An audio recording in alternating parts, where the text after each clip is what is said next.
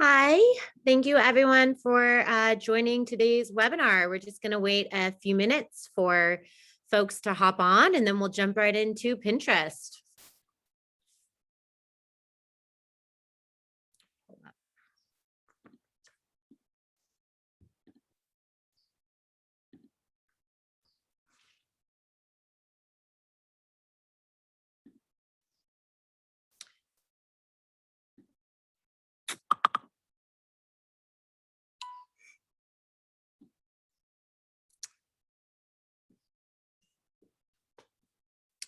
Okay, I'm just going to wait one more minute and we will get going.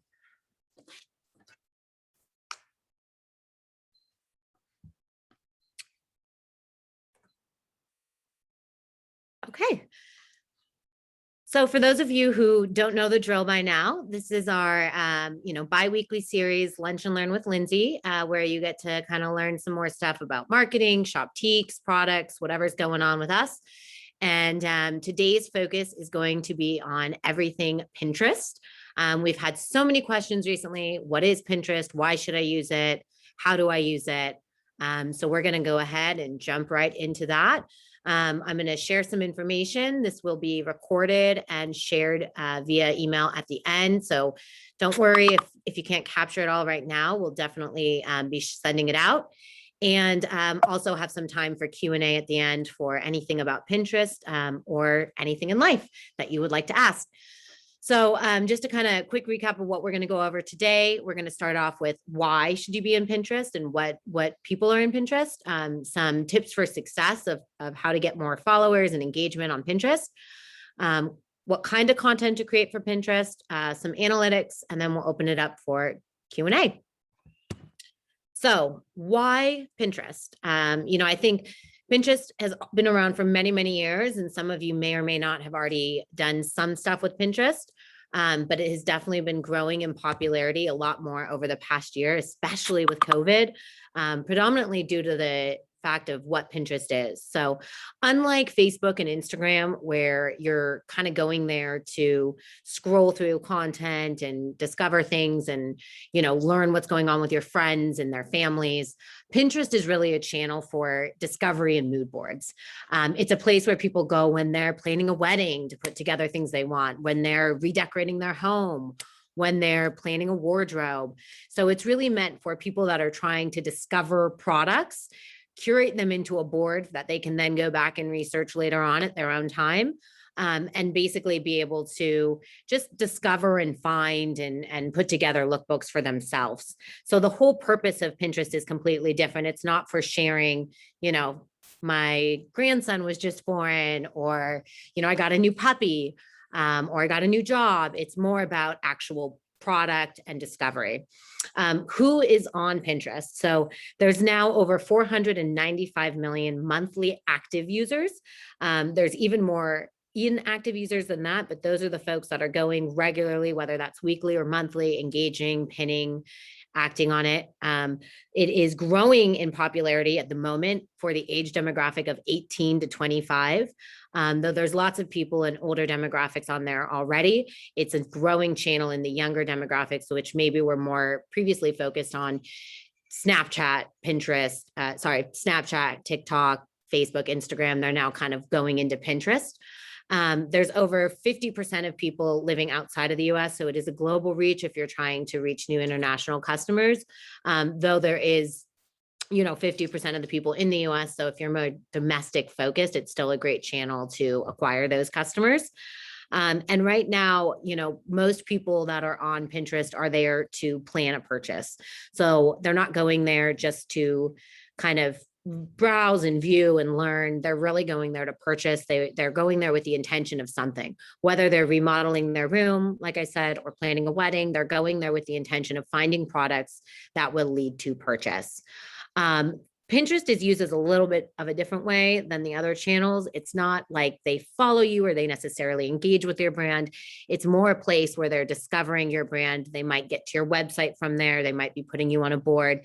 It's more about having that visibility and discovery and less about having the actual followers and engagement from them. Engagement works a different way, which we'll talk about. Pinterest is, it says here, thought of as a place of positivity. It's really a place where there's not comments going back and forth. You're not going to hear negative things from your consumers. They're really going there for discovery. So you're not going to be getting, negative comments or anything like that on any of your posts. So it's a really great place if you just want to have a good branding opportunity. How does it work? A little bit different, like I said, than the other one. So let's kind of talk about that algorithm and dive into that a little bit more. So as far as kind of the algorithm itself, there's a few different things that the algorithm plays into. It's a little bit different than Facebook and Instagram, where the algorithm is about how much you engage with your shoppers, how much you follow other people, how much you talk. Here, it's more about the actual quality of what you're doing.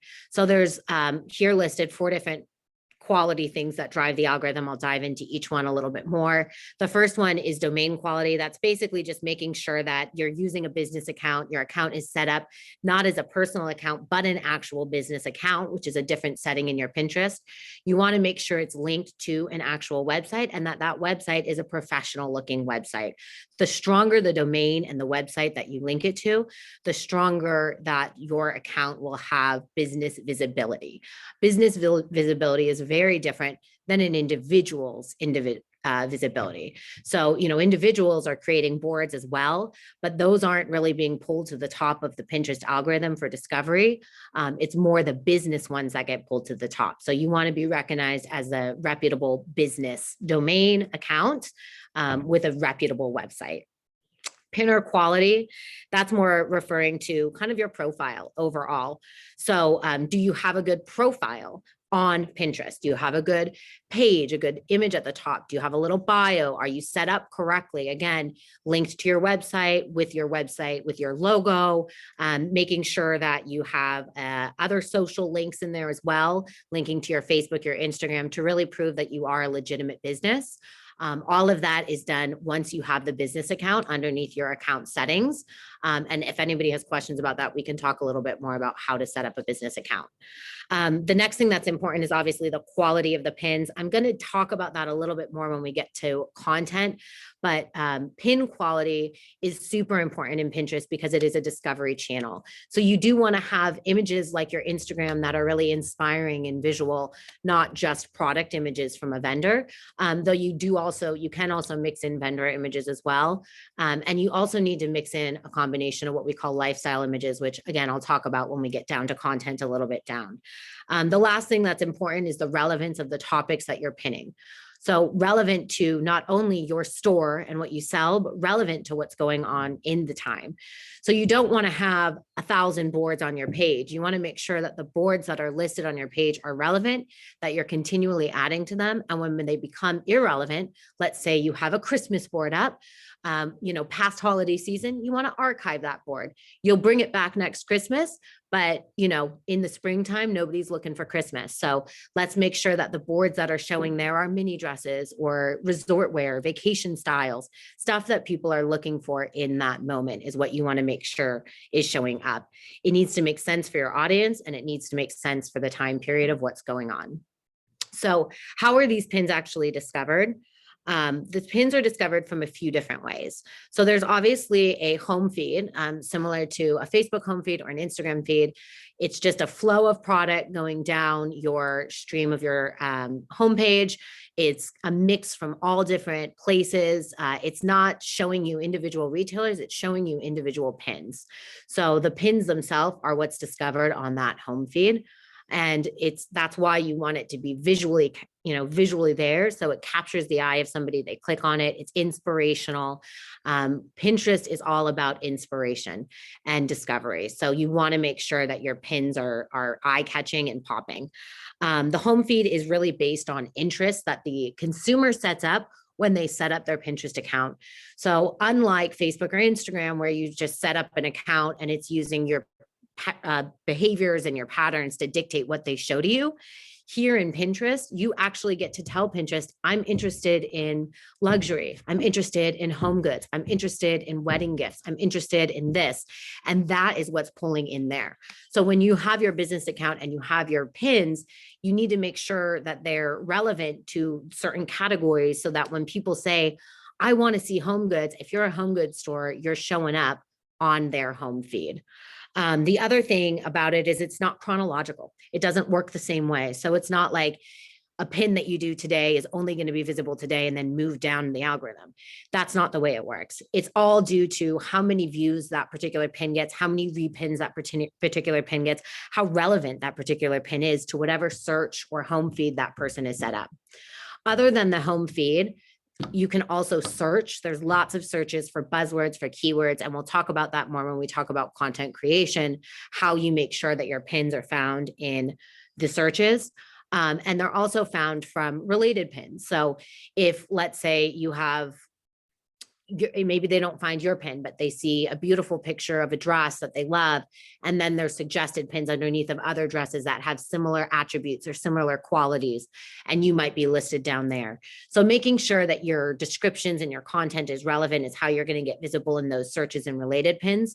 And as far as the home feed goes, it's all about having that aspirational, great imagery to make sure that you get the most views and repins as possible to boost you to the higher point. At the end of the day, you just need to understand who you're trying to reach and what content you're trying to put out there to make sure that what filters they use, what searches they use, you have the most visibility possible. So how do we be successful? Let's talk about it in a little bit more detail. So here's a couple tips for success, and we're going to talk a little bit about analytics, and then we're going to talk about the actual content itself. So, as I've said, the algorithm is favoring content that is aspirational and for discovery. And I know I keep using the word aspirational, but that's really the buzzword for Pinterest is aspirational. They want fresh pins. The more unique the pin, the more visibility they're going to push it in the algorithm. They want consistently new pins coming through. So, similar to Shoptiques.com, you can't just put one pin up a day. You've got to put 5 products up a day to kind of be fresh. And you want to do it at sporadic points in the day. With Shoptiques, we use a planning program. There's lots of amazing programs out there that you can use to pre-schedule social media. We do it for all of our social media. We plan our social media 2 weeks in advance, and we set it and forget it. Lots of things you guys can do too. Our pins come out 5 to 10 times a day. We're setting new pins out, and they're coming at random sporadic times of the day. We're not doing 5 pins in the morning. We're doing 1 at 9, 1 at 10, 1 at 11, 1 at 12. You want to spread it out and be sporadic in your pins throughout the day, and you need to have multiple pins each day. You need to also be pinning into the new boards and into existing boards so that your old boards are still relevant. And even if it's an older pin, it still comes to the top of the feed. So you've got to be feeding the old boards at the same time as creating new boards. And you need to be pinning regularly. The more you pin, the more you add in there, the more the algorithm is going to push you to the top of the feed for searches and for pin suggestions at the bottom of similar pins. So just like with Shoptiques, the more you do, the more success you'll have. Pin quality, no brainer there. I think I've said it for every social channel. I say it for Shoptiques all the time. You got to have quality images. Nobody wants to see mannequins. Nobody wants to see, a dirty dressing room. Nobody wants to see a cheap hanger photo. They want to see something that is eye-catching and beautiful and, it lets them escape reality and go into that image. So you want to have great backgrounds. You want to have different backgrounds and different things going on, different outfits. You want to have great lighting and make sure there's no blurry pictures. Make sure the item is popping in the front of the picture and there's no distracting background. You want to make sure that the model's taken in the correct way at the right angle so that they don't look bad. All of the things that we say about posting products online hold true for Pinterest as well. You got to have great quality images, and that's going to lead to the most visibility and the most success in this channel. It is much better to have 5 great images than to have 10 okay images. So if you can't get 10 pins a day, but you can get 5 beautiful ones, or you can't get 5 pins a day, you can only get 3. Make sure that you're putting good quality over quantity, and you're going to have much more success. That being said, I do recommend having a minimum of 5 pins a day. If possible, it's really what they recommend, and it's the way to compete in the place is to have a minimum of 5. But if you can't get 5 good ones, then go ahead and sacrifice the 5 for the quality of the picture. I will say lifestyle versus basic product images tend to do a little bit better. A lot of vendors have amazing lifestyle pictures. You might only have their vendor pictures for pushing online, but if you go to their Instagram channels, a lot of them push a lot of lifestyle pictures there. If you ask your wholesale vendors, a lot of them have lookbooks that they do, or photo shoots that they're willing to share with you for marketing purposes. All of those are great, excellent uses for Pinterest. Those outdoor shots, those real life shots, those are what people are going to pop more than, just a girl on a white background. You can with pins, it's a little bit different, and I'll talk about it more with content again, but it doesn't always have to be a product image. You can have a picture of a product, and then the next one could just be, a picture of a city, something aspirational that has nothing to do with your product, but just kind of driving that beautiful content works as well. Okay, so just kind of keywords and in descriptions and titles, talking a little bit about that. You want to make sure you have the right description.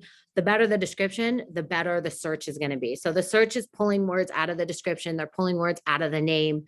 That's where their search is pulling from. They don't really do the same, thing with hashtags, and, you don't have to do attributes or categories like you do on Shoptiques. The description is what's driving that. So just like we tell you on Shoptiques, have the best description possible, you want to do the same thing here in Pinterest.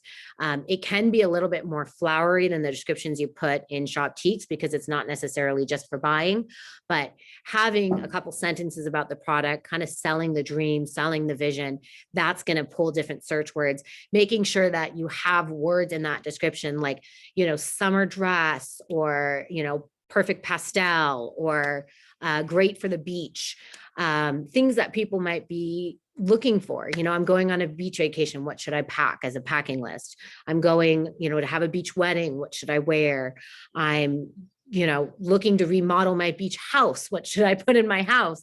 Think about the things that they're searching for. That's how they're engaging with the platform. So make sure your descriptions have some of those words in it. So that's what they find. They're not necessarily searching the same way they are like on Shoptiques, where they're not saying I'm going to a beach wedding. They're saying I'm looking for a flowy dress. Here they're saying I'm going to a beach wedding. So just kind of understanding the way people are searching on here a little bit more about just abstract values and things that they're looking for. Lastly, know your audience. Make sure you're, and I've said that before, but make sure you're appealing to the right people. Make sure you're staying tuned to the current trends. Make sure you're providing enough content for them to follow you and come back and engage and look for more. And I'm going to talk about how we can utilize business analytics to make you more successful at doing that. But just kind of, I know a question that I get a lot is, obviously I know my audience, I have my boards. How many boards should I have? How many pins should I have? I think that the people that have the best boards have anywhere between 20 to 50 boards. Above 50 to 60 boards, it gets a little bit confusing for the customer, and they're not able to see all of your boards. When I say 20 to 60, the 60 don't always have to be active. Sometimes they're archived. Sorry, guys. Sometimes they don't have to be active. So you can have 20 boards and just have it be a little bit, the other ones are hidden, and you kind of bring them back in and out depending on holidays or different trends that you're trying to focus on. It's totally okay if you're smaller to start out. Better to have great boards than to have a ton of boards that only have 5 products in them. So make sure you start out small and work your way up to bigger. You don't need to have as many as you think. And just make sure that you can keep up with it. Make sure that you have boards that you're able to continually add to. You don't need to have 50 boards if you can't keep up with 50 boards. Have 20 and you'll be just fine. But more importantly, just make sure that your boards are relevant, that they are on topic and on trend, and that you're able to update them. Okay. The next step we kind of talked about a little bit more, it's connecting your website and Pinterest account. That was kind of the same when I talked about domain quality. You do want to make sure that you have your website connected. The amazing thing about Pinterest is shoppable posts on Pinterest are the easiest thing in the world to do. They are so much easier than any other social channel you're going to sell on. You don't have to do any work setting it up in the background. You don't have to jump through any hoops. Really, all you do to make a shoppable post in Pinterest is make sure that domain quality is set up. And then you can just, when you do your pins, you just put the link to the product right in the pin. They give you a slot, you copy and paste the link, and then it's shoppable. You don't have to apply, you don't have to do anything. You don't have to do anything like that. You just have to make sure that your pin is a good quality, your website is connected, and then you just put the link right in there. You do want to make sure if the pin that you're doing is an actual product that you have that link there. You want to make it easily accessible for them to get to your website and shop. You want to make their life simple. We get a lot of traffic from Pinterest just by putting those links in our pins. We get double the traffic from Pinterest than we get from any other social channel.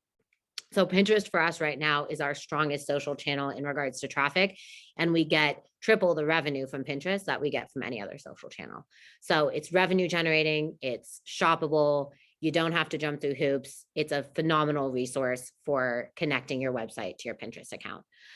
And then just increasing your engagement is really just tied to engaging with other people on the platform to boost your visibility. Just like any other social channel, you got to play by the game. So, like I said, it's not as much about followers on here. So when you're increasing your engagement, you're not increasing your engagement for followers per se. And I'll talk about that in analytics, but engagement in the sense that you're showing up at the top of the feed, you're showing up in similar products, you're showing up in people's searches. And how you do that is engaging with other people's boards. So find similar accounts to you in boards, repin some of their content. Our boards on Shoptiques have a combination of new content that we're creating and pins that we steal from other people's boards. It's how you get more visibility. And most of the pins that we take from other people's boards are, you see here a picture of a girl pushing a buzzer with flowers. It's not relevant to the actual products that are in this feed, but it's, relevant to just kind of the color scheme and just beautiful and giving them that visual kind of component. The swans is another example of that, where it's not a product per se, but just kind of going for some sort of overall feeling and lifestyle thing. I think here the quote says it all: the best pins are visually compelling, tell a good story, and make people want to learn more. So, you want to have pins that you're putting out that do that, but you also want to take pins from other people that are doing that already to gain their traffic over to you. So how do analytics work in Pinterest, since followers isn't the only thing you're looking for? You will have people that follow your board. We do have a lot of followers on Shoptiques board. When Pinterest first came out, following was a big thing. They would follow boards and that's how it would work. That's no longer how the algorithm works. So it's not very common for people to follow your board. Instead, there's other ways that you can gauge your success and the amount of views that people are giving to you. One of them is the repin. Is anybody repinning your content? Is anybody taking your content and putting it on their own boards or saving it to their boards? That's a very great metric to track. Is your content relevant? Views and page visits is another, big metric that is used for Pinterest. So for us, page views is, obviously a big one. Page visit is, are they getting from our pins in Pinterest to our Shoptiques? And looking at pages on Shoptiques that can then convert them into buyers. That page visit is directly from that link that you put in the pin. View is more about viewing on actual Pinterest. How many views are your pins getting? Sometimes they're not going to click through. They're just going to view your pin. That's not a bad thing. You have somebody that's viewing your pins, they're seeing your content, they're going to keep viewing you. You're going to start pulling up. When they click and they start viewing you, you move up in their algorithm. So you're going to show up in their home feed more and more. So maybe this first view that they had, they didn't actually buy something, but you're going to keep showing up and eventually they're going to buy. So viewing is a really good statistic that you can look at, since you can't just look at followers. You can track your searches and what searches people are pulling to you from. And, that's obviously really relevant to know if your content is showing up. You have, they call it impressions is really where the searches show up. And I'm going to show you right now a picture of their dashboard. And then, you have all these other things that you can track that's more on the website side. Like, did they actually get to your cart? Did they check out? Did they sign up for something like your email list? All those kinds of things can be trackable from your Pinterest into your website using Google Analytics. So what are you going to look at when you're actually in the Pinterest dashboard? This is what you're going to kind of see more. And like I said, it's not the word followers that you see on other social channels. It's more about audience engagements and impressions. So audience, each of these are different things. So an impression means somebody saw your post. So you showed up in their feed, they saw it, it got visibility, you had some sort of engagement, some sort of impression that you made on them, whether that impression came from a search or just because you played the algorithm right and you showed up at the top of their feed. That's what your impressions are. Your audience is who's actually regularly seeing you. So of those impressions, who's seeing you, who's wanting to see you, who's engaging with you, are they searching and this is how they're finding you? Search is predominantly where the audience is coming from. Impressions is pulling in just people that you organically fall in their feed. And then lastly, you have actual engagements, and engagements is, okay, they saw your post. Not only did they click on your post, but they maybe repinned it. Maybe they saved it. Maybe they shared it with a friend. Maybe they clicked through to your website, but in some way or another, they engaged with the content you put out there. Your engagements is really the traffic that you can look at as far as the success of your Pinterest, is how much engagement you have. This is just like a random person's Pinterest that we took from, but there's a couple other metrics that you can have as well that would show up in here. And a little bit further down, and it'll show you the actual pins that you have, which pins are resonating with people, which boards are performing best as well. So we look at which boards are performing best because we want to be able to see which boards we should archive, which boards we should continue adding to, which boards are resonating with shoppers, and which boards we should create similar boards to. Same thing with the pins, which boards are doing the best, so we can see where we're succeeding and where we're failing. But when we look at what's doing the best, we don't look at it purely from a revenue standpoint. We look at it from an engagement standpoint, because an engagement is just as good for us as revenue. So I just want to talk a little bit more about content, and then I'm going to kind of open it up for some Q&A here. I've touched on a lot of these things already when it comes to content, but let's talk specifics here. So in regards to when to post, I did say let's post periodically throughout the day. The best times to post, though, if you're not able to post multiple times throughout the day and you're only going to be posting once a day, anytime 8 p.m. Eastern time or later is like the number one time after a work day, or anytime between 2 to 4 p.m. So afternoon and evening seems to do a lot better with people on Pinterest. Probably, afternoon, they're getting bored at work and they're getting a little ADD and they're starting to check their Pinterest. Evening, they're at home, they're checking Pinterest. They're not necessarily engaging as much in the morning. So if you don't have as many pins to do, schedule them through the afternoon and evening and skip the morning. It's really important that you have the correct format. So you want to have, just like every other social channel, it used to just be that you just had pins on Pinterest. You just had images. That's all you had. Well, not anymore. So you have multiple different ways you can engage. They have, standard pins, which was, just an image. You can do videos as well in a pin. Short videos tend to perform better than longer videos. 30 seconds or less is ideal. 30 to 60 seconds max is what I would say. You can have product posts. We do a really We do a combination of standard visual pins and product pins. Product pins are, important. We're a retail business. We want to get shopping. And so we have, a shop button on our Pinterest where they can just shop from Pinterest, and we want to have those product posts there. I think most of you will be the same, where you'll want to have some product posts for a shop. You can set up your shop under your business account very simply. You can do a collection, which is basically similar to on Instagram, where you have, swiping multiple images like a gallery. And then lastly, you can have a story similar to a story on Facebook or Instagram, similar to the Instagram story and the Facebook Reels, I should say, where it's a combination of moving images. So those are kind of the different formats that you can pin in.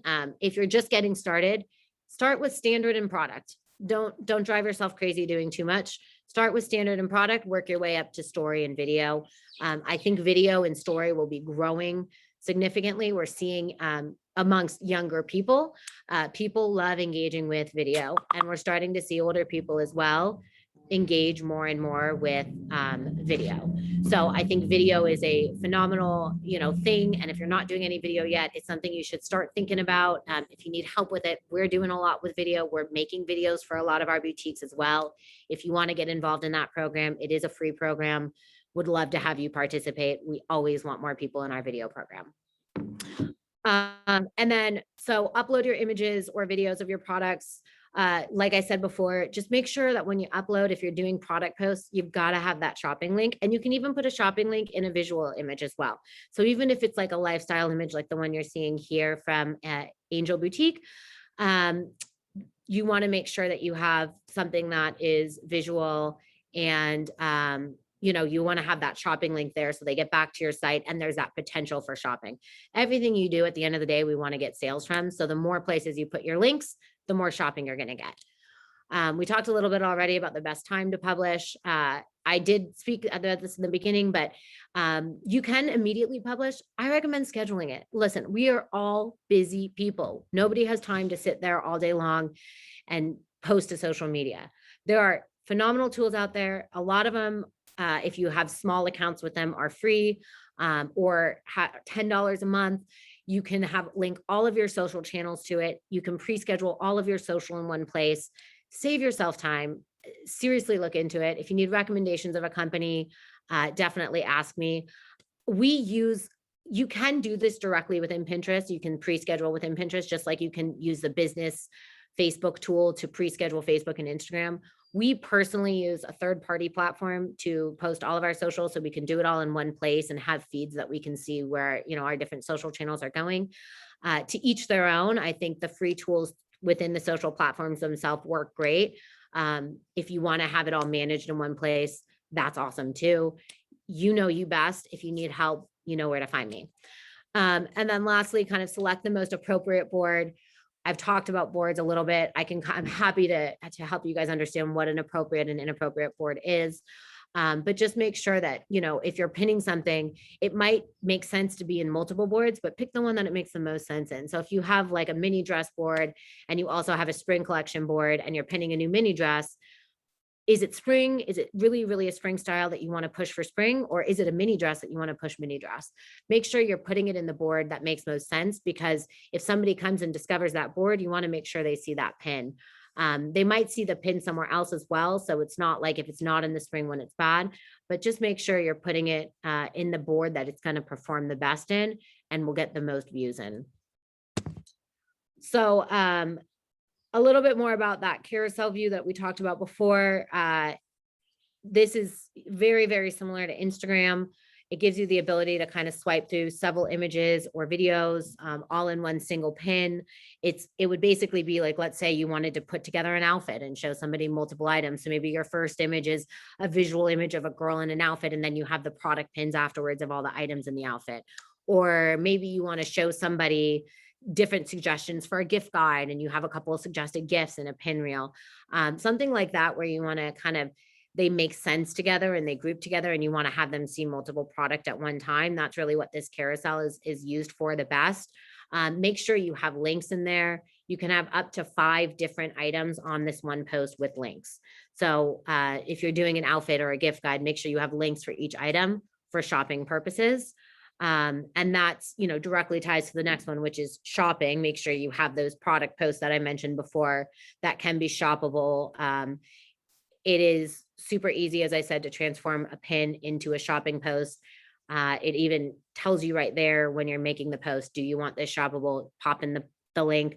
I don't think it'll show up if you don't have the business account set up correctly. It only shows up on business accounts. But I'm not 100% sure on that. So I would still recommend making sure you start by making sure you have a business account, and then the shopping will be much more productive for you. I already talked a little bit about videos, but here's just kind of the different video sizes and range of time that they recommend. Like I said, 30 seconds or below tend to perform best. People have ADD, so you want to keep it short and sweet to the point. Think of your TikTok videos and the same things that we recommended there. We want to keep these short and sweet. And then lastly, just, you know, app. They can download the app from Pinterest, and that will, a lot of people have the Pinterest app. The app is where they are able to see the videos a lot easier and engage with it. It appears a little bit different. The algorithm works a little bit different in the app. Really, what we're saying here with the app is you're able to track who's viewing you from the app and what they're doing. If you have a lot of people viewing from the app, you're going to want more video content. If you have people viewing from a desktop, which is where I think, honestly, a lot of shoppers are on a desktop or the mobile site. I think the app is growing in popularity. That's kind of what you want from there. So with that, I'm going to go ahead and open up to discussion here. Any questions that anybody has? I'm going to open up the floor. You can either raise your hand, or I see somebody's already chatted in a Q&A, and we can kind of start with that. So any questions?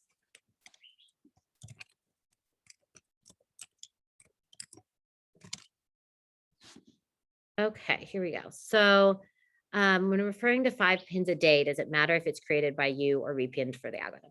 No. Great question. So actually, I recommend a combination. So you're going to want to have pins that are, you know, you're going to want to have pins that you create organically, and you're also going to want to have repinned items. I would say, you know, if you're doing only 5 a day, maybe do 3 or 4 original, 1 repin. But you can definitely have those pins be a repin. It doesn't need to all be your original content. And I encourage you to make sure one of your pins a day is a repin to kind of mix things up a little bit. The thing with the repins that you want to be careful about is, because we're retailers, you probably want to make sure that when you're repinning a lifestyle picture of like a trip to Greece, or, you know, like an outdoor landscape. Be really careful with products. You don't want to repin somebody else's dress that you don't carry. And if you're repinning a product, there might be a link in there that they're going to go buy from another site. So you're essentially promoting another person's shopping site. So just be a little careful when you're repinning, not to repin product or shoppable things to another website, and drive traffic away from your own audience. Okay.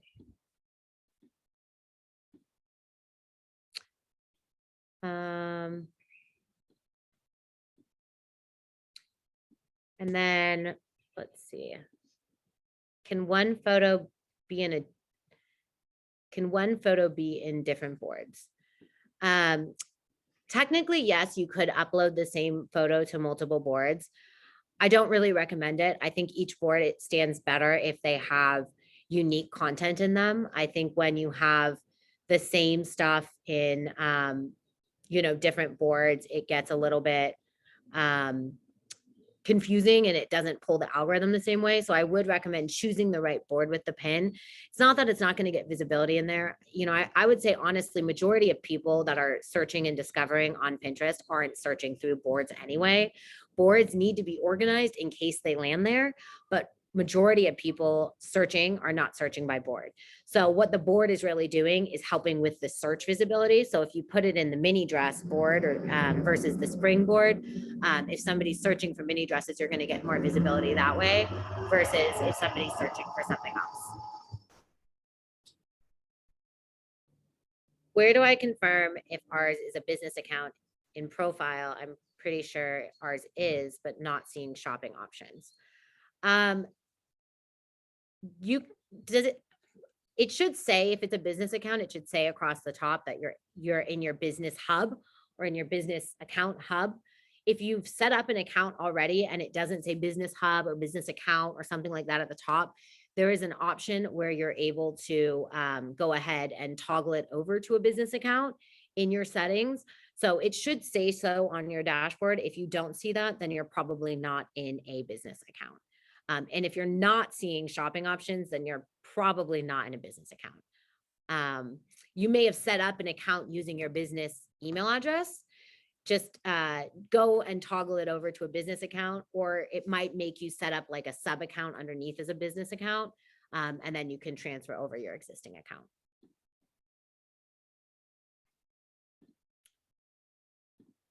Okay. I'm not seeing anybody raising their hands. So does anybody have any other questions they want to type in, or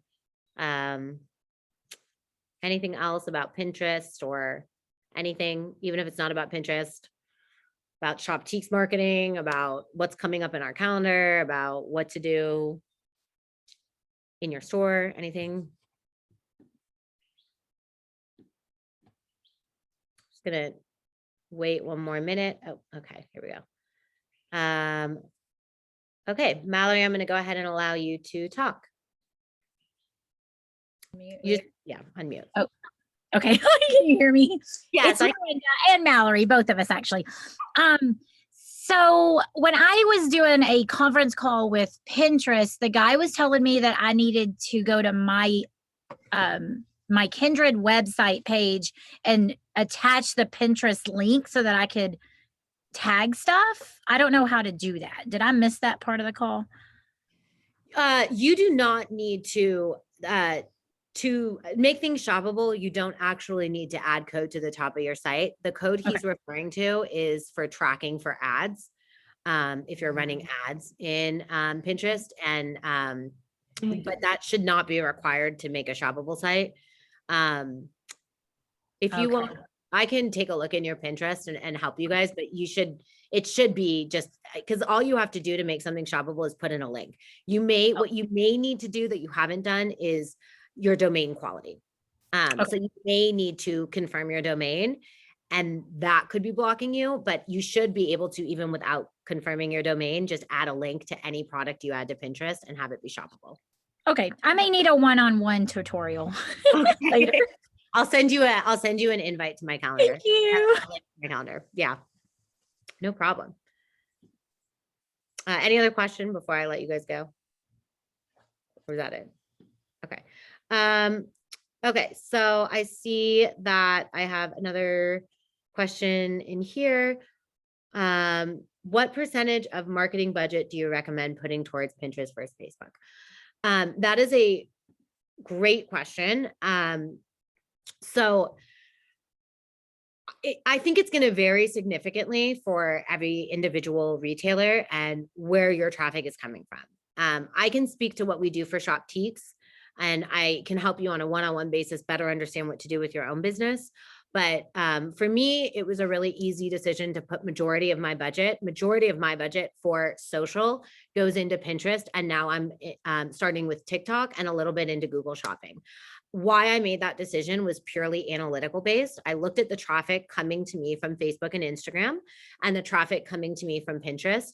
And the traffic from Pinterest was significantly stronger than the traffic from Facebook and Instagram. And the organic revenue that I was getting from Pinterest was much higher than the organic revenue I was getting from Facebook and Instagram. So for me, it was a no-brainer to go ahead and operate in that channel.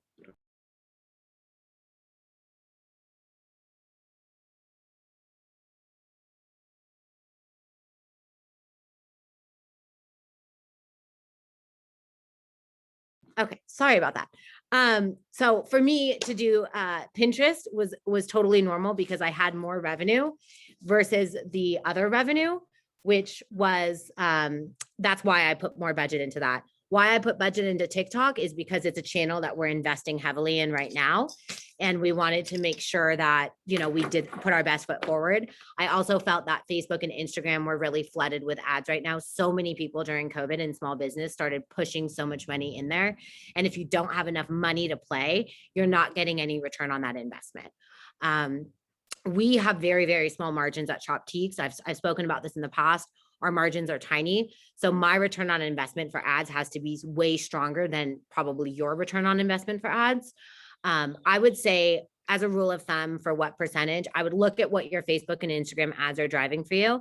And if they're driving good revenue, you know, definitely continue to do ads in there. If you're not seeing a return on that, consider shifting part of your budget to Pinterest. If you already have a Pinterest page and a following, test out 25 to 50% of your budget there. Do 50 in Facebook, 50 there, and see what it does for you. If you don't have a following and you're just starting out, put a little bit less budget in until you get some pins and boards up. If you don't have any pins or boards, the ad's not going to do much for you. Are you pushing Poshmark solely for your female shoppers, or do you create boards for males too? I think by Poshmark, you mean Pinterest.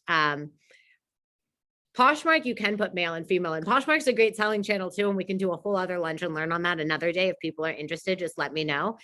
Pinterest, we only do female because we only sell female right now. We are going to be launching men's on Shoptiques this year, which we're really excited about. So we will definitely start putting male boards in there.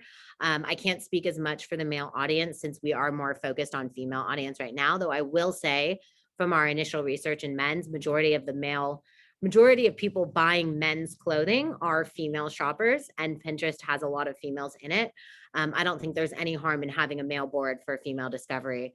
Lots of women shop for their husbands, for their children. So definitely okay to promote men's in there as well. What does Shoptiques do now?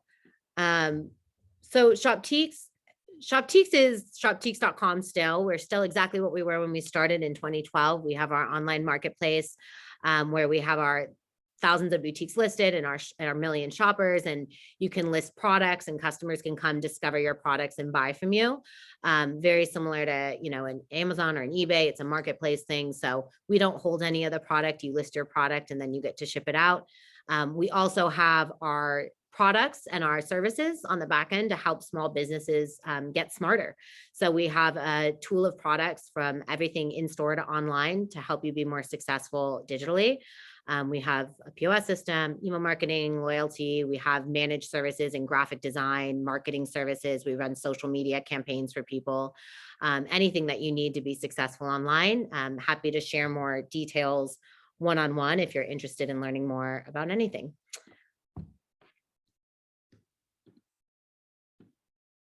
Okay, I have another question. Another question about Facebook versus Pinterest, you know, and Google. So Google, I did mention Google in passing. Google Shopping is something newer that we're getting more engaged in. If you're listed on Shoptiques Marketplace, your products have been in Google Shopping for a very long time. If you're on a Shoptiques website that we made for you, your products may or may not be listed in there. We have about 50 people in the program so far, and anybody who wants to get in the program can reach out to be in the program. Google Shopping just gets you more visibility on Google when people are searching for products by brand name or by style name. And you can put ads and other things in there, promo codes to help drive traffic to your site and encourage them to buy from you versus another retailer. So for us, it's a growing channel. We'd rather invest in Google over Facebook because we can win more there. The same way that we'd rather invest in Pinterest over Facebook.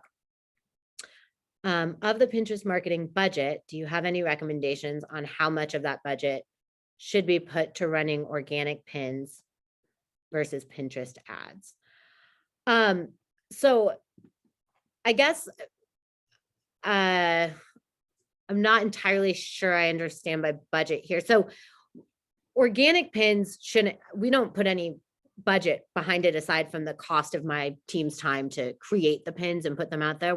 We're personally not doing photo shoots I think if you wanted to put some budget into lifestyle photo shoots, I have a boutique that does photo shoots just seasonally, once a season, at a pretty low cost locally. They work with local influencers, and they take phenomenal photos. You know, I think anytime you want to throw budget into a photo shoot with your own products and your own people, it's amazing. You're creating new content, and you're putting new stuff out there. It's great for all of your social channels, not just Pinterest, to do stuff like that. Now, I understand not everybody has that kind of marketing budget and can't do that. So that's why I recommend going to your vendors, looking at their Instagram, talking to us about our opportunities to have us help with photo shoots. It is something we're doing really regularly right now. You can send us product and we'll take lifestyle pictures and videos for you that you can use in your social channels. Any original content has a lot of value because, you know, original content is stronger than existing content. As far as, you know, Pinterest ads goes, you know, that's where we put all of our budget is into ads, because we're not putting budget into photo shoots right now. But I would say if you're thinking of budget in regards to time and energy, and creative content development and assets, I do, you know, I think we probably put 75% of our efforts into organic and 25% into ads.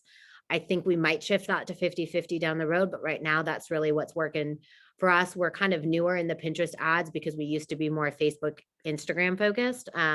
And now we're really shifting to be 100% Pinterest. So now that I have more budget, I might throw more of my attention into Pinterest ads, but I will never give up the organic creation, because who doesn't want organic sales versus paid sales with an ad?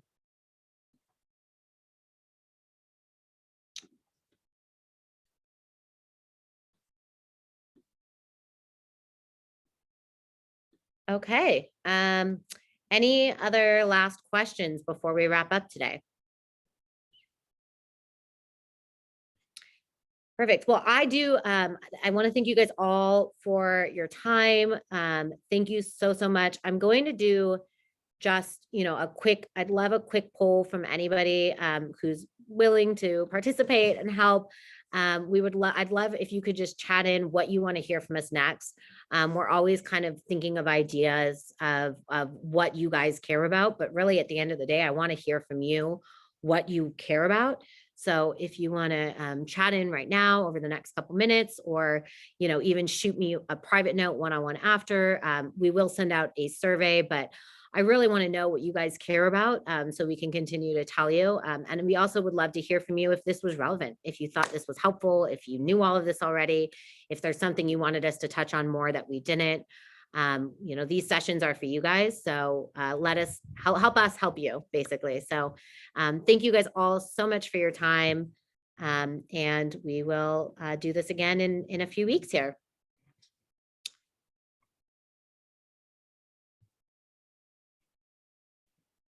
Just going to leave this chat open for one more minute here in case anybody has anything else they want to say.